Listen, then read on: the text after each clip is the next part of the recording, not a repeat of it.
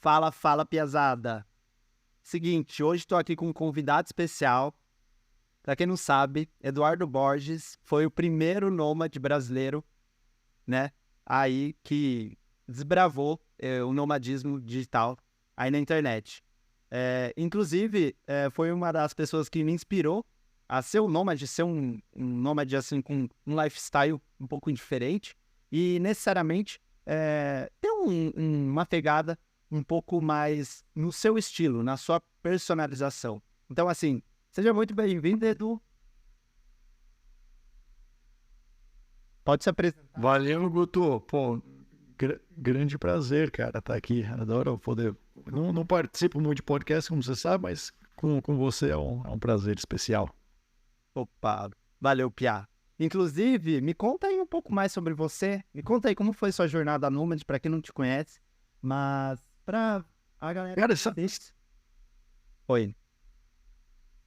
tu sabe o que é legal? Eu descobri ontem, cara, por sinal, que tem um nômade digital bem antigo, mais antigo que eu ainda, não brasileiro, mas o fundador do Stripe, cara, sabe? A empresa de pagamentos. O cara começou na Argentina, ele e o irmão dele, se eu não me engano, estavam em 2009, 2010, com $10 por dia para sobreviver, ficaram codando lá de Buenos Aires e criaram o Stripe. Fantástico. Eu não sabia dessa. Qual que é o nome do... É. Patrick, o CEO Patrick. Hoje ele é bilionário. Começou assim, do nada. Na Argentina, como todos nós aqui, todos os seus ouvintes, todo mundo que já foi. Então acho que já fica uma abertura boa para o pessoal para entender que o nômade não necessariamente é o cara que vai ser mochileiro pro resto da vida, né? E sim, o cara pode se tornar um bilionário, como esse exemplo aí. Tem muita gente, assim, que começa o nomadismo e vai conseguindo descobrir várias coisas no meio da jornada. Não necessariamente tem uma rota certa, né? As coisas mudam, assim, com muita facilidade de uma semana para outra. Então, assim, o nomadismo tem muito essa proposta. E como que foi a sua jornada lá na época que tudo era mato, né? Tinha internet, mas a forma como ela era consumida era muito diferente dos tempos de hoje. E como que foi isso para você, assim, no começo, Edu, dentro dessa história? Cara, assim, olhando hoje o que a gente tem de facilidade para ser um viajante, de fato, quando eu comecei era o Wild Wild West, né? Era o faroeste. Porque, para você ter ideia, quando eu mudei para Vancouver em 2010, eu larguei meu emprego, eu estava 5 anos e meio, 6 anos trabalhando em um banco, lá em São Paulo, na Avenida Paulista. E aí eu cansei daquela vida, né? Eu falei, cara, isso não dá para mim, chega. Só que eu não tinha ideia do que eu ia fazer, né? Não existia um nomadismo digital, nada disso. E aí o que eu tentei fazer? Viajar. Eu falei assim, cara, eu quero mudar do Brasil só para poder viajar. Na época muita gente fazia intercâmbio, né? E aí eu falei, então eu vou fazer um tipo de intercâmbio. Vou pagar alguma escola de inglês para eu conseguir o visto e vou. E aí foi nessa que eu consegui essa passagem para Vancouver, mudei para lá. E foi quando tudo iniciou na minha vida de nômade, que eu ainda não sabia que era um nômade, né? Na verdade, o termo nômade digital em si, se eu não me engano, ele se popularizou por volta de 2015, 2016. Então eu fiquei esses 5, 6 anos aí viajando sem saber que eu era um nômade. Eu simplesmente era um cara que estava vivendo a vida como eu queria viver, com o meu computador, onde eu quisesse, trabalhando de qualquer lugar, fazendo as coisas que eu gosto, né? Então, foi assim que eu iniciei. E o legal é que quando eu cheguei em Vancouver, cara, assim, hoje, antes de você viajar para uma cidade, você já olha no Google Maps, você sabe onde vai ficar teu Airbnb, você se localiza mais ou menos, né? Você consegue saber os bairros. Na minha época, não tinha essas paradas, né? Então, eu tinha um iPod, daqueles touch, foi uma inovação incrível na época. E que posteriormente se tornou um iPhone, né? E aí eu baixei o aplicativo do TomTom GPS, cara. Quem é velho vai lembrar dessa marca aí. E aí foi assim que eu me locomovia nas ruas de Vancouver, cara, usando um GPS de carro. Caraca, que loucura, que loucura. E aí, como você transitava nos países, assim, necessariamente? Por exemplo, assim, você escolhia ou você já tinha uma noção? Você, né, especificava algumas rotas? Como que era isso, por exemplo? Olha, são fases, né? Tem a fase que eu quero ficar mais próximo de amigos, de uma comunidade. Tem as fases que eu quero ficar sozinho. Então é completamente diferente a definição de roteiro, né? No início, o que eu fazia é... Assim, todo mundo tem meio que uma lista de países que acha legal, né? Então, pô, quero conhecer a Itália, minha família é da Itália. Eu quero conhecer a Hungria, porque eu gosto de música clássica. Sempre vai ter um ou outro assim que você já consegue definir, né? Que você tem vontade. Mas depois de um tempo que você visita vários países, aí você começa a se perder um pouquinho. Você precisa começar a achar esse teu roteiro, né? Então, assim, inicialmente o meu era de fato conhecer a maior quantidade de países possível num prazo bem curto. E eu tô falando de 3 dias, 4 dias. E aí nisso, cara, depois de passar, sei lá, por uns 10, 15 países de curto prazo, ficando bem rapidinho, aí eu comecei a entender qual eu gostava e qual eu não gostava, que foi quando eu começava a set base, né? Eu começava a pegar um lugar mais de longo prazo. Então eu começava a voltar para um lugar que eu já tinha ido visitar, e aí eu ficava 3 meses, se gostasse muito, até 6 ou 1 ano. Caraca, 6 meses, 1 ano. O Slowmad, né? Que a galera apelidou, né? Não sei se já existia esse termo na época, mas isso é muito bom também. Esse lance de você ficar mais período num lugar onde você se sente mais à vontade. E tem essa questão também de países que a gente acaba gostando mais. E falando um pouco, assim, dos países que você mais gostou, eu tenho conhecimento, né? Porque a gente acaba, quando segue, né? A gente acaba vendo que a pessoa gosta mais do norte europeu. Mas o que te atraiu mais lá, no sentido? Fora, né? As russas, né? Que eu sei que você curte. Mas, cara, tem um negócio muito louco, Guto, que, assim, o dia que eu passei, nesse trajeto que eu te falei de passar 2, 3 dias em cidades diferentes, o dia que eu cheguei em Budapeste pela primeira vez, e já olhei a cidade assim, falei, cara, eu vou morar aqui um dia. Isso foi em 2015, alguma coisa assim, cara. Não, desculpa, 2000, cara, eu nem lembro os anos. É tanto tempo viajando, cara, são 15 anos de nômade. Eu não consigo mais calcular, mas enfim, foi a primeira vez que eu passei lá. Aí eu falei, cara, eu vou morar aqui um dia. E aí, quando eu tive a oportunidade, morei. E foi de fato uma das bases que eu fiquei mais tempo na Europa. E aí, um certo dia eu fui fazer aqueles testes de DNA, sabe? Para ver tua origem, para ver as coisas que você tem, problemas que você pode ter no futuro e tal, de saúde. Enfim. Aí eu identifiquei, cara, que eu tinha acho que 3% de húngaro, velho, no meu DNA. Então, na hora que eu descobri isso, eu falei, cara, não é possível. Como que eu me identifiquei tanto com a cidade sem nem saber? Depois disso eu descubro que eu tenho um percentual de húngaro. Então foi meio chocante essa descoberta pra mim, sabe? Aí começa toda aquela reflexão, né? Mas, pô, será que tem algo dentro de nós que faz a gente é meio que magnetizado pra um lugar específico, né? Então eu sempre tive esse debate aí, cara. Cara, que louco. Isso condiz bastante numa época quando começou a guerra, né? Na Ucrânia e da Rússia, que você pegou um voo, inclusive, né?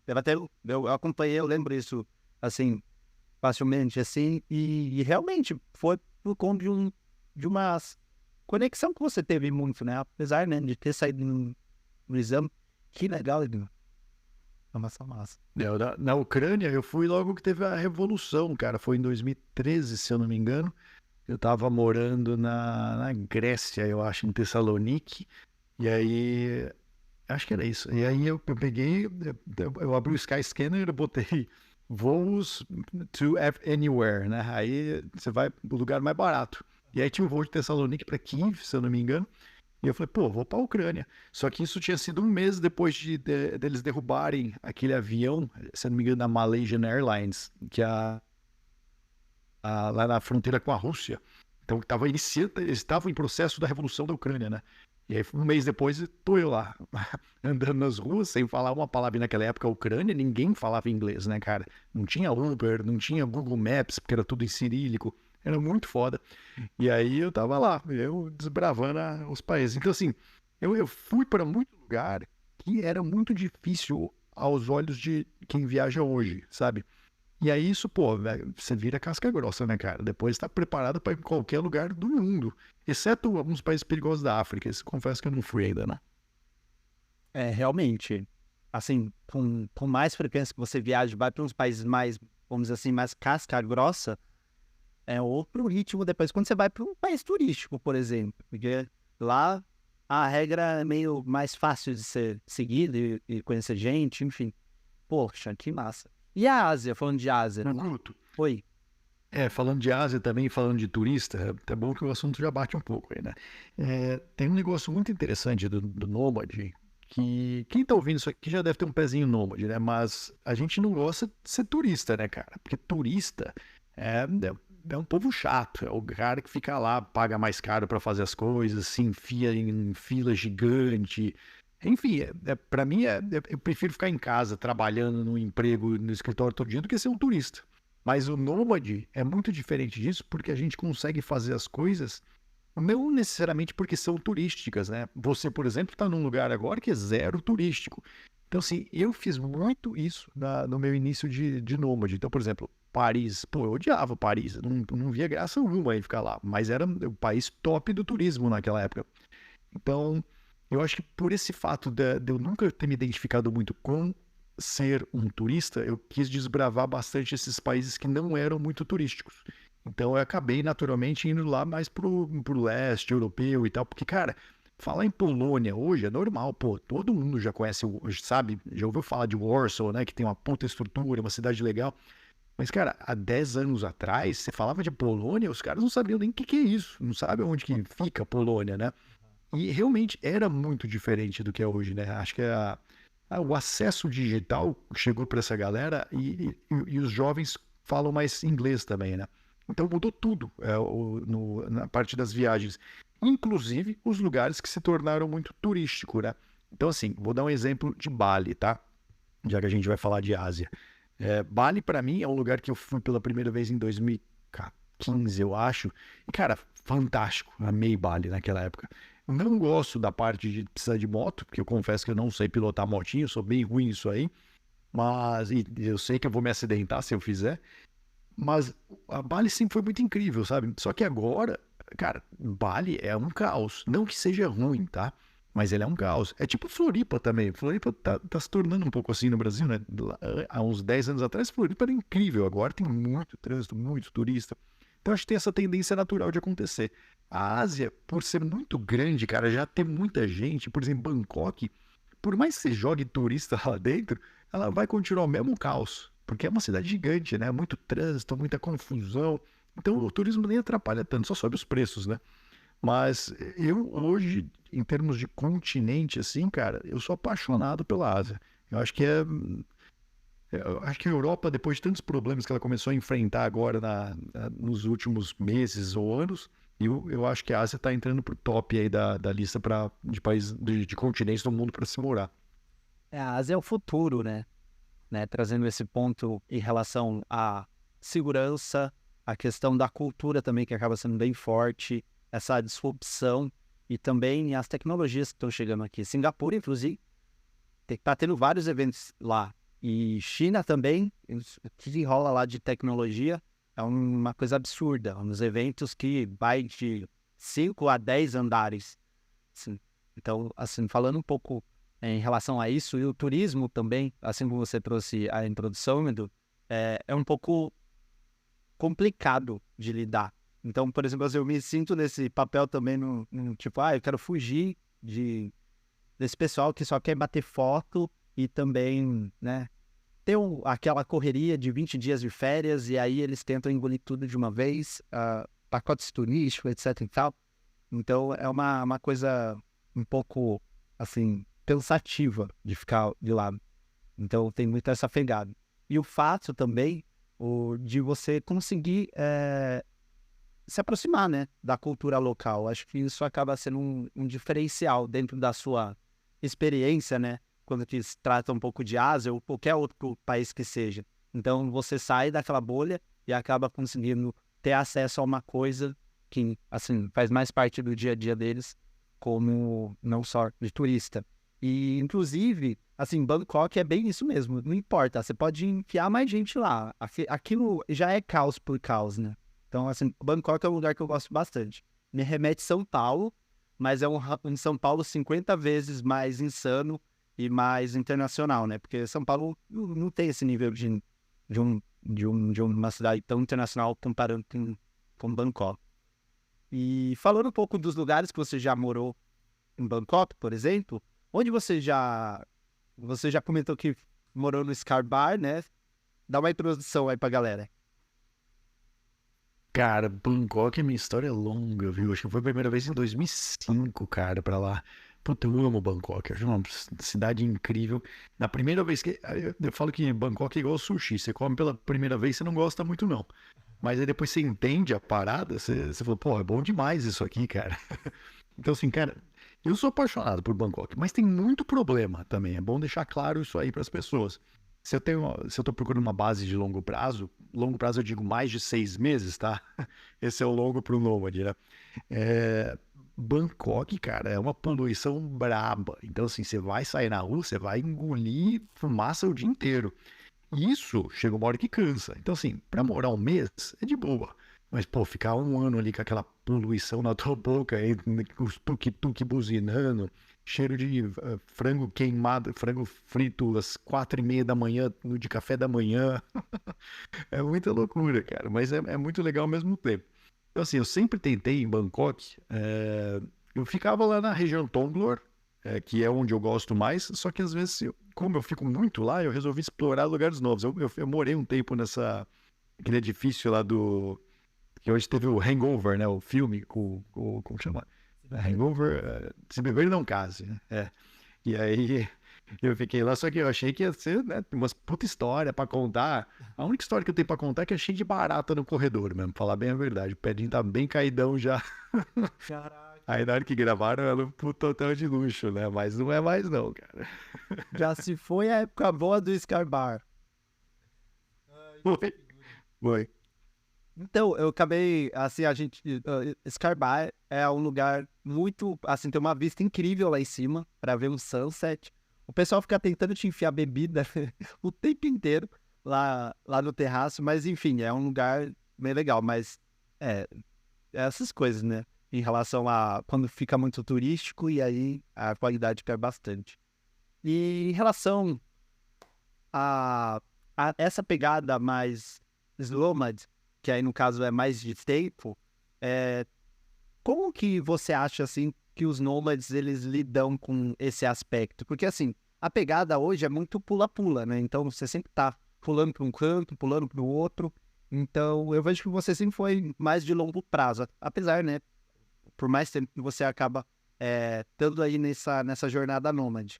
Mas como você sentiu isso necessariamente com o tempo? Como que você começou a observar alguns comportamentos? Eu falo isso bastante em relação à mentoria nômade, em relação a você se autoconhecer. Porque, assim, a vida nômade é um autoconhecimento que você tem que ter com você mesmo, assim, muito elevado. E outro ponto também é o fato de você ficar muito sozinho. Lógico, é aquela coisa, né? Você conhece gente o tempo inteiro, etc e tal. Mas, no final das contas, é você com você mesmo. Então, assim, como que foi essa descoberta dentro da sua jornada nômade?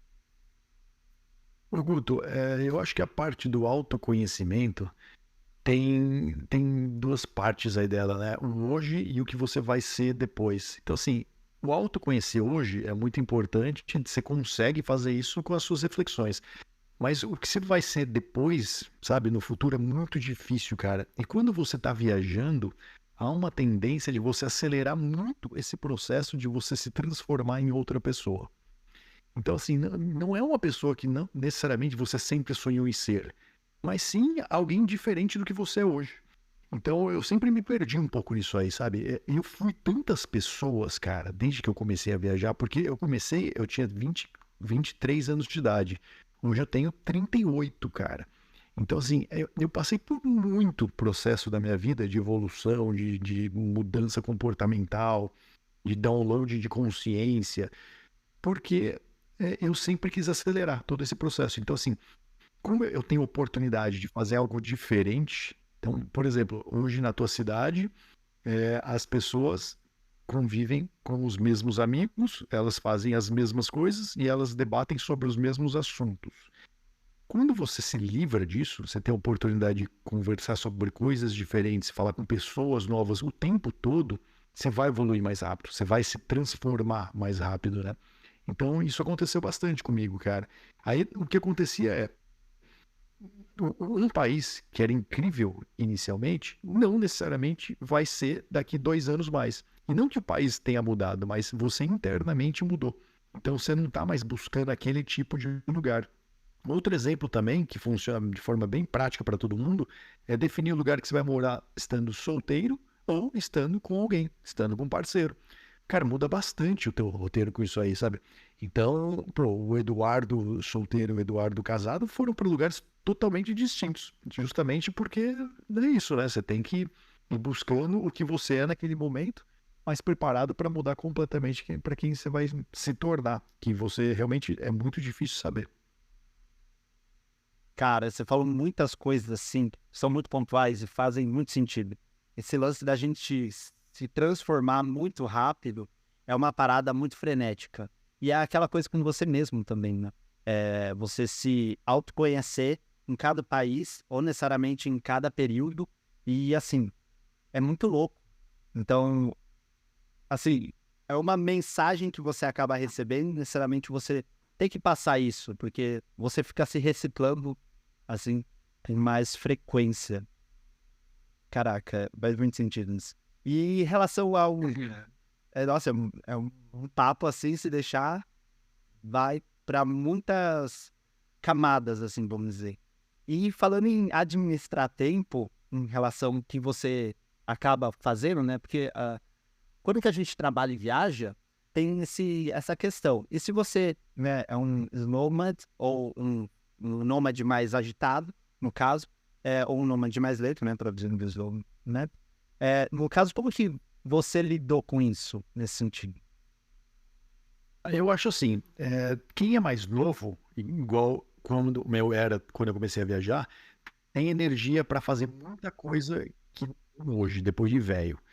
Porque, cara, assim, claro que eu tenho se eu quiser ter, mas eu não quero. Eu quero conforto, eu quero tranquilidade. Hoje, né, aos 38 com cabelo branco. Mas com 24 anos, cara, eu queria correria mesmo. Então, assim, para mim mudar a cada um mês era extremamente tranquilo, ou até uma semana, tá? Dependendo do lugar. A Rússia eu lembro que eu ficava 2 semanas por cidade, coisa assim. A Estônia passei uma semana, não, umas 3 semanas. Então teve lugar que eu acabava fazendo mais rápido, tem outros que eu me apaixonava e ficava.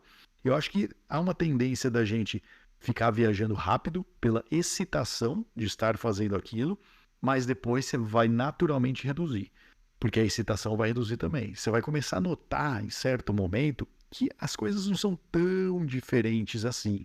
Você vai ter tua rotina, você vai na academia, você vai tomar teu café da manhã, você vai trabalhar à tarde. Aí talvez no final de semana você sai, pega uma festa e tal. Isso em qualquer lugar do mundo. Então você faz coisas meio que similares, né? Por mais que com pessoas diferentes, todo novo, mas são coisas meio repetitivas, né? A rotina. Então eu acho que eu vivi muito disso, sabe? Eu viajava bastante por alguns meses e eu falei, pô, agora chega, cara, não aguento mais, preciso de uma base. Aí ia lá atrás de uma base. Aí essa base, então assim, te dando em números, eu viajava por volta de 1 a 4 semanas por cidade ou país, e aí até achar uma base. E a base geralmente era de 3 a 6 meses. Era raro passar de 6. Foram algumas, sei lá, umas 8 cidades que eu morei que passou de 6 meses. Eu considero ter morado em 19 países diferentes. Mas a definição de morar ela é muito pessoal, né? Sim, total. Inclusive, Piazada, pra quem não segue, segue lá o canal do Borges, que o Edu posta várias coisas legais e o Luiz vai lá ver o cabelo branco dele. Vocês estão duvidando que ele tem 38 anos com cabelo branco? Apareceu bem antes disso, né, Edu? Mas, enfim. Pô, bem, né? O fato, assim, de viajar em relação ao tempo, né, que você tem, eu acho que é uma coisa muito crucial em relação ao perfil.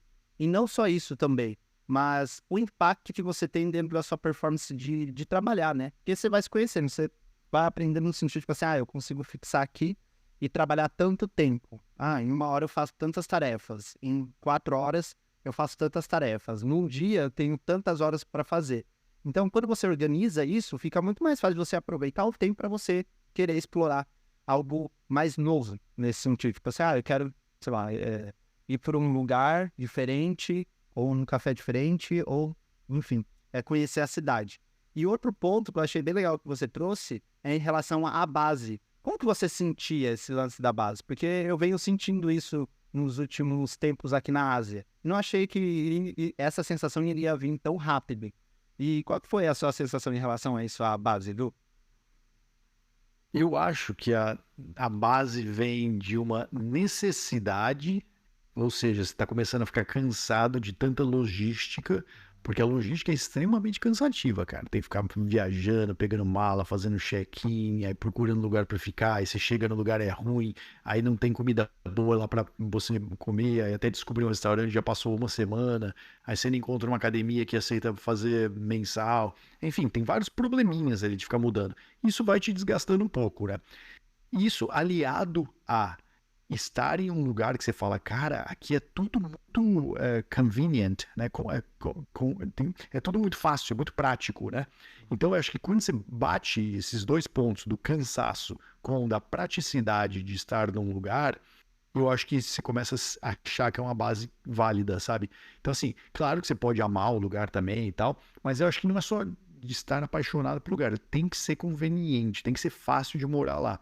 Então, por exemplo, Dubai, pra mim, hoje é um dos lugares mais fáceis que tem de se morar, cara. Tem tudo lá. Vem comida delivery na porta do apartamento, você não precisa nem atender o interfone, o cara já deixa lá. A Amazon chega no mesmo dia. Você pega táxi, Uber para onde você quiser, sem tomar golpe.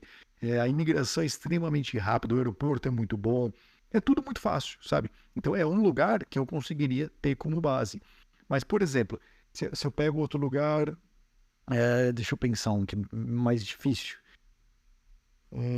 Chiang Mai, cara, vamos lá. Eu sei que Chiang Mai vai ser meio polêmico aqui com a galera nômade, mas eu não achava Chiang Mai muito fácil de conviver, porque as ruazinhas eram bem ruins de andar. De novo, eu não ando de motoca, né, cara? Então isso atrapalha bastante minha vida na Ásia. Eu achava feia a cidade, então na hora que eu saía a pé pra fazer as coisas, eu não me sentia tão bem de estar fazendo. Eu não tinha uma comunidade que eu me identificava muito. Era mais a galera bem iniciante, né? E quando eu fui morar em Chiang Mai, eu já estava num nível mais alto, então eu não queria me ficar lá.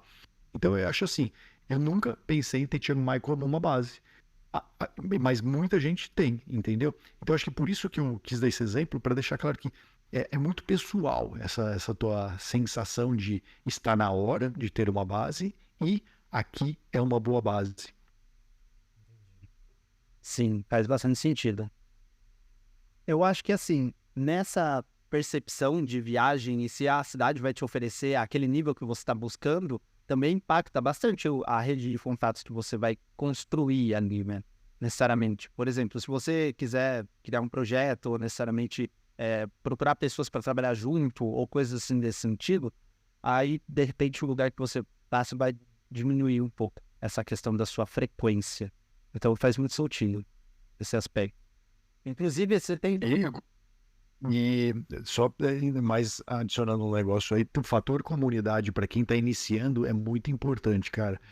Porque assim, a tristeza, não é tristeza a palavra, a solidão, ela vai bater, isso é fato. A gente tem solidão mesmo na tua cidade rodeado de amigos, certo? É uma coisa interna.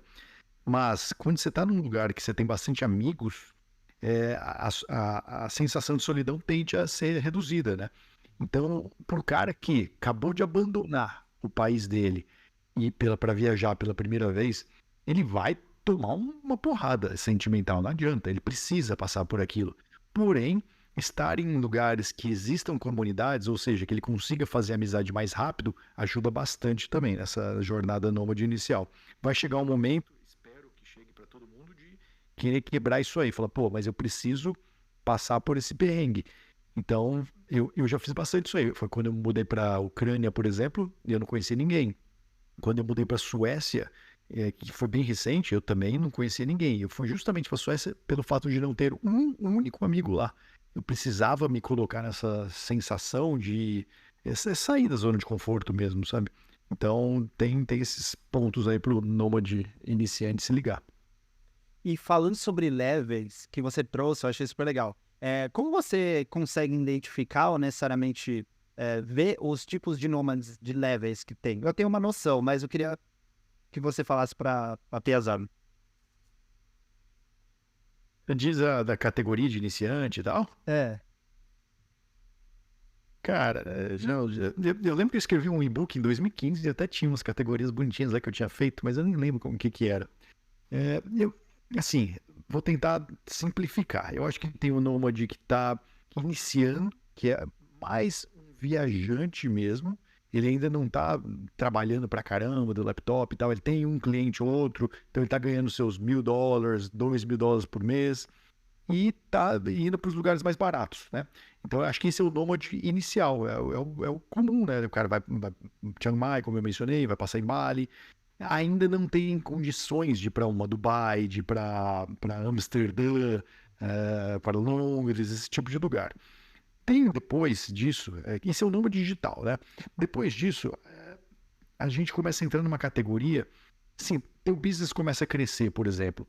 Você não vai mais viajar de econômica e você não precisa mais ir para lugar barato. Você pode pegar um voo de business para uma capital bem diferente das que você estava acostumado. E quando você faz isso, você muda muito as pessoas que você convive. Completamente, na verdade. As pessoas que você convivia antes, é igual quando você se tornou nômade, você abandona as pessoas que você convivia na tua cidade, dos teus amigos de infância e tal. É claro que vai ter um ou outro que você vai se identificar e vai continuar. Mas você tende a abandonar tudo aquilo. E o nômade, na hora que ele sai dessa etapa inicial de viver barato e tal, e ele vai para uma próxima etapa, ele também abandona todo esse público. Então, assim, eu conheço muita gente que era nômade digital, cara, que eu nunca mais conversei, simplesmente porque a gente tem etapa diferente da vida, sabe? E então tem esse avanço natural que está bem ligado, não só à maturidade, mas ao financeiro também. Porque é claro que se o cara não tem muita grana, ele vai ter que continuar nesse estágio por mais tempo, né? E aí depois tem o cara, depois desse intermediário, que é o que não, ele nem se considera mais nômade. Que pra falar a verdade, eu acho que é onde eu tô hoje, cara.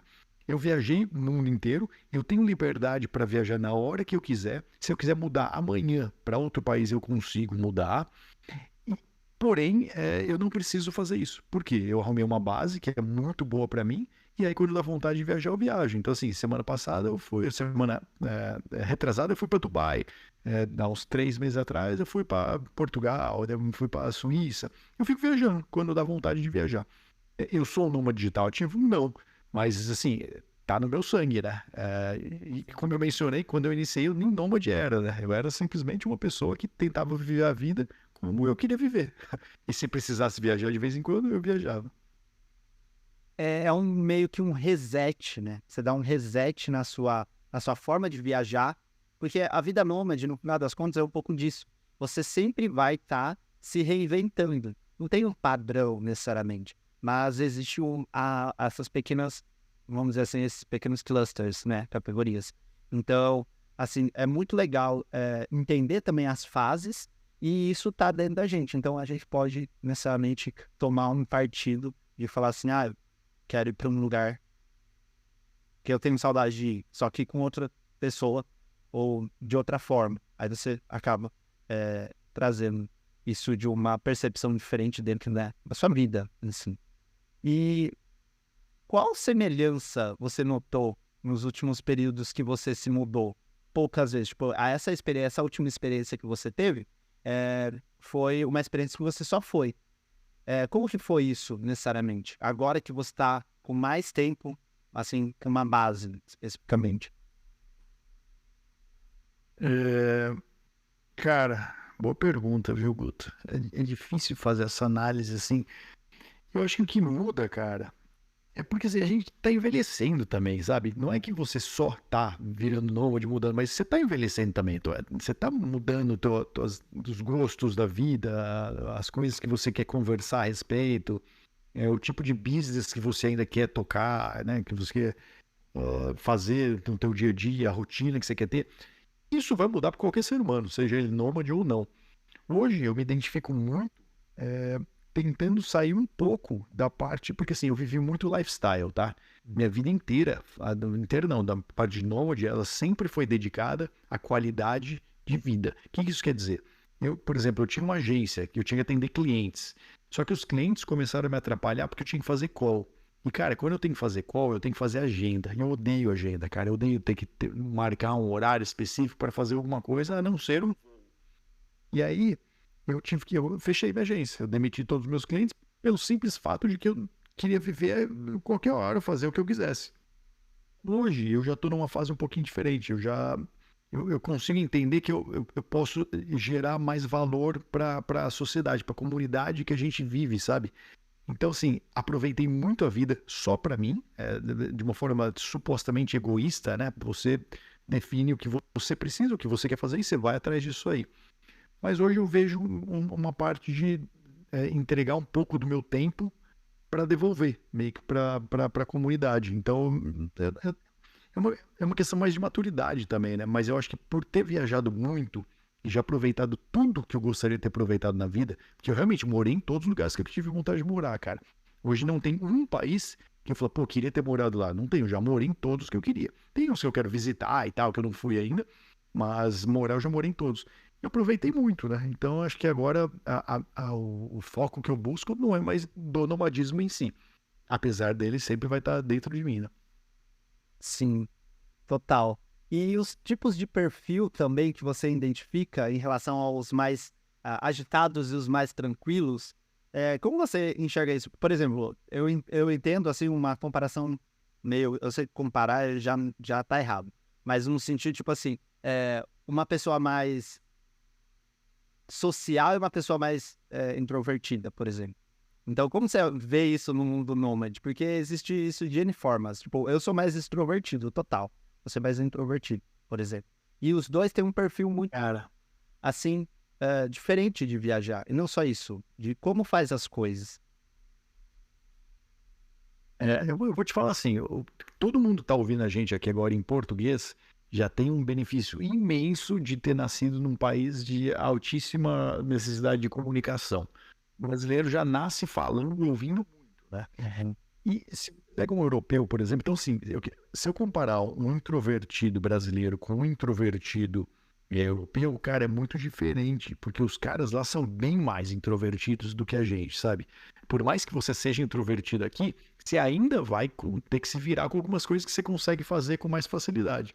Então eu acho que para o brasileiro se tornar nômade é mais fácil do que para muita gente pelo mundo, tá? Por esse simples fato de a gente ter nascido no lugar onde a gente tem que se virar, com base na comunicação, né? Muitos países, até a América do Norte, você vai pegar um americano, tem muito daquele não me toque e tal, né? Pode ter intimidade com ninguém, cada um na sua, tem que se virando. O brasileiro já consegue se virar mais. Então, assim, isso passei por fases também, viu, cara? Teve fase que eu ia em 1 milhão de encontro que rolava, eu me cadastrava em, sei lá, meetup.com, Couchsurfing, cara, eu fazia de tudo. Eu ficava sempre tentando conhecer gente. Só que aí tem outra fase, como por exemplo, quando eu tava na Suécia agora, eu não queria fazer networking com ninguém. Foram até alguns amigos lá em Stockholm visitar, ficaram mandando mensagem. Eu não queria conhecer os caras, porque eu tava focado em inteligência artificial, que era o meu negócio. E é um dos motivos de eu estar lá também, né? Então você tem que entender essa tua fase aí e aproveitar bem ela. Porém, se você tem energia para sair e conhecer gente, vai, cara. Eu acho que isso no começo é mais importante que dinheiro, tá? Porque você precisa aprender coisas vindo de outras pessoas. Porque assim, o mundo nada mais é do que um monte de gente tentando desvendar que porra é essa, né? O que está acontecendo? E aí, quando você está conectado com mais pessoas que também estão tentando desvendar o que está rolando, vocês compartilham a informação, né, cara? Vocês vão trocando o que um descobriu, o que o outro descobriu. Isso acelera muito a tua caminhada. Então, eu sou muito feliz de não buscado milhões lá atrás, buscado, sim, dinheiro suficiente para me manter, fazer minhas coisas, mas eu acabei conhecendo muita gente, então isso me ajudou muito a crescer na vida. Aí hoje eu tenho essa oportunidade de usar esse conhecimento, seja de forma financeira ou o que for.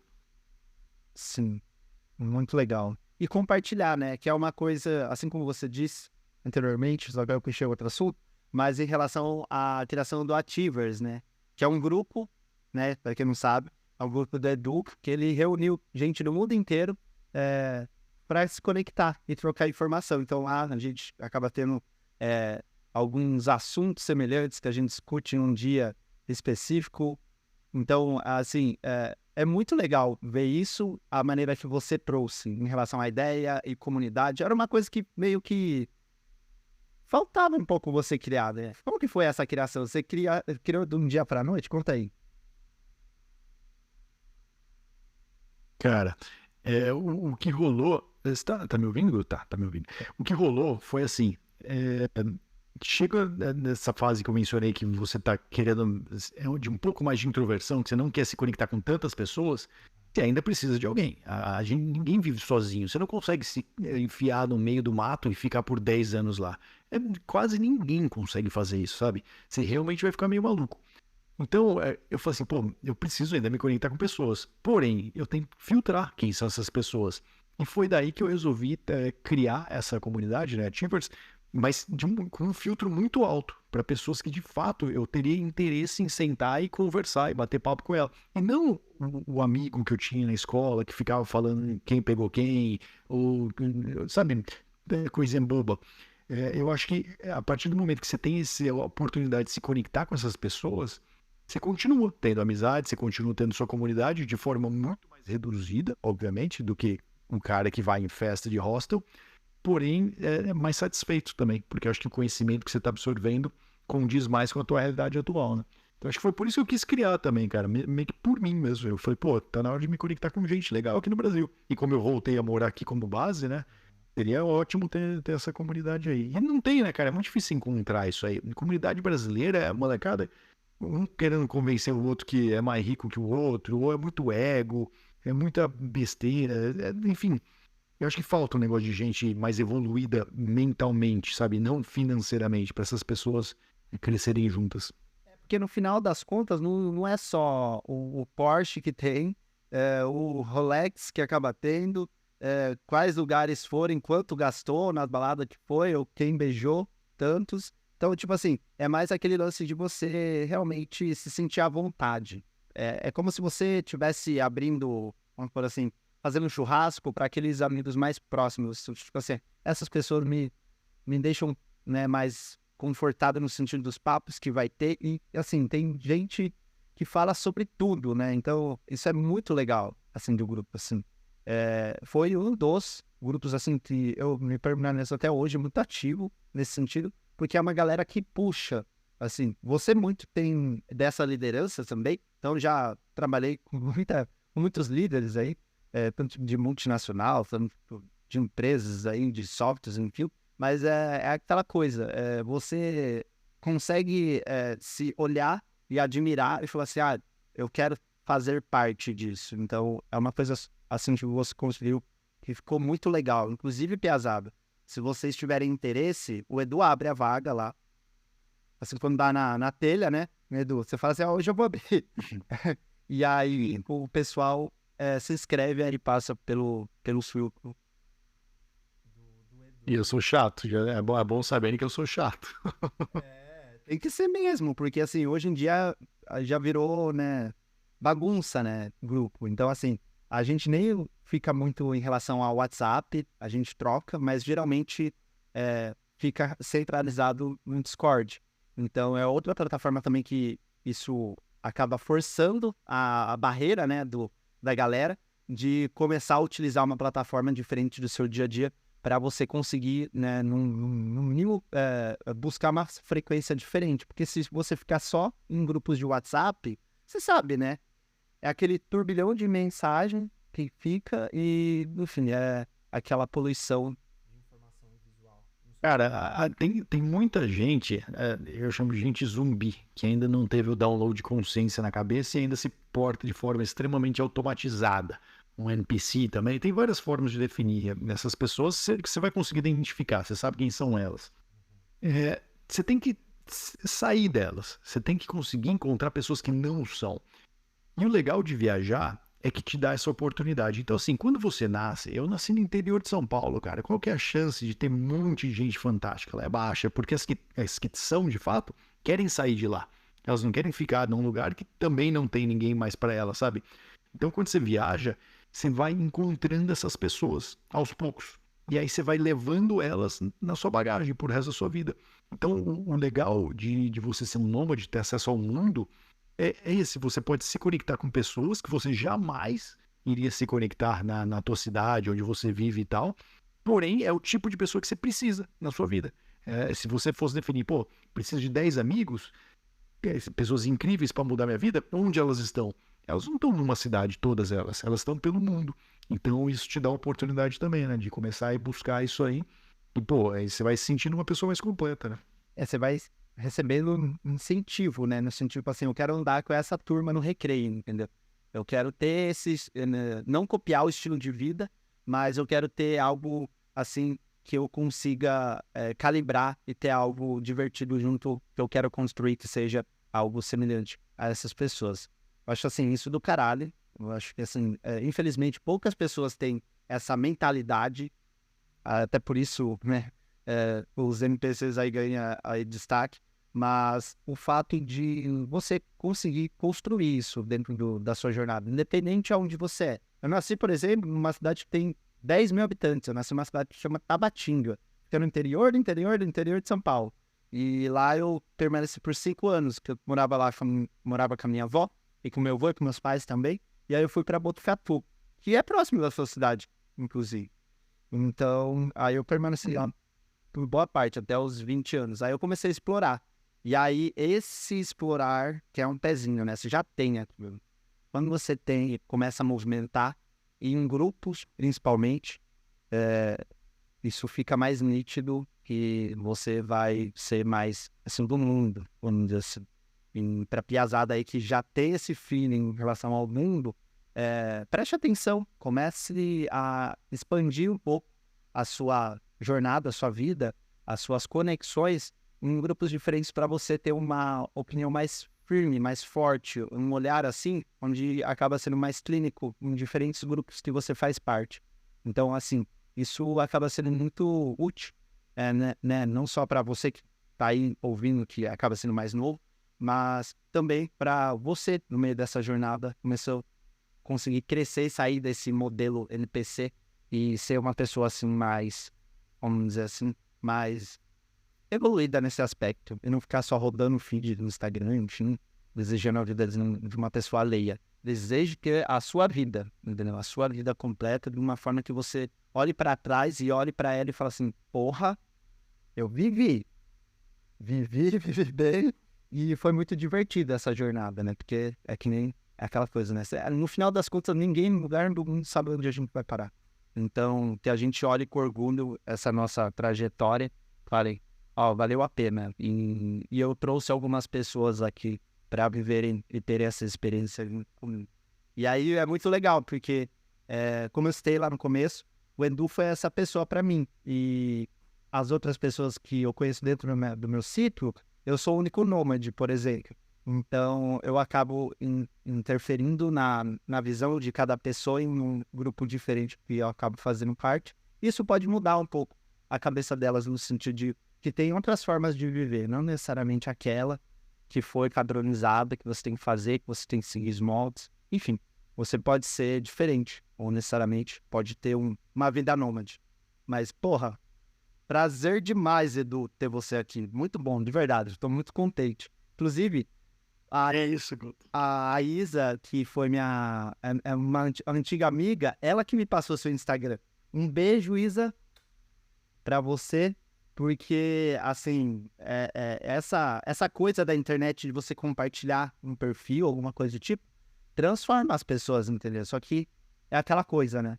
A gente nunca tá nisso mais perto. Aí quando que a gente vê isso acontecendo, a gente fala, caralho. Aí, novamente, valeu muito a pena. Então, muito bom.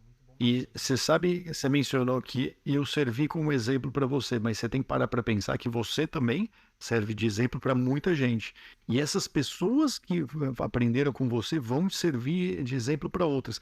Por isso que eu acho que a gente tem que aceitar em algum momento que você vive numa comunidade, cara. Tudo que a gente faz é para uma sociedade. Se você vai trabalhar, qualquer coisa, business que você for fazer, qualquer coisa que você vai tentar ganhar dinheiro, você está tentando fazer algo para outra pessoa, não é para você. Então, eu acho que essa aceitação de comunidade é muito bom para o ser humano ter também em algum momento. Ele vai identificar que é importante ele conhecer gente nova, ele viajar, ele expandir quem ele é por dentro e também de ajudar a galera, cara. Então, pô, você tá fazendo uma coisa que é excepcional, que é diferente de todos ao seu redor fazem, compartilhe isso aí, traz mais gente para fazer. Porque da mesma forma que você teve que aprender, vai ter outro cara que vai ter que aprender, que vai ter que ensinar para outro. Então a gente tenta manter esse círculo aí funcionando, né? E eu me sinto zero especial, pra falar bem a real. Eu fiz simplesmente o que eu queria ter feito e a venda foi fluindo naturalmente. Mas que bom que outras pessoas acabaram se inspirando e para poder dar sequência nesse ritmo aí, né?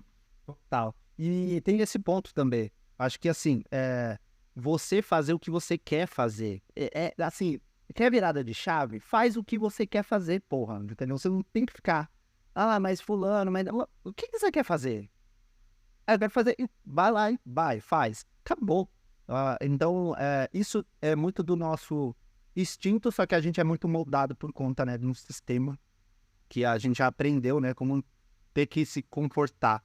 Então, eu estudei muito isso em neurociência, neuromarketing, então isso é muito maluco, porque a minha irmã também é psicóloga.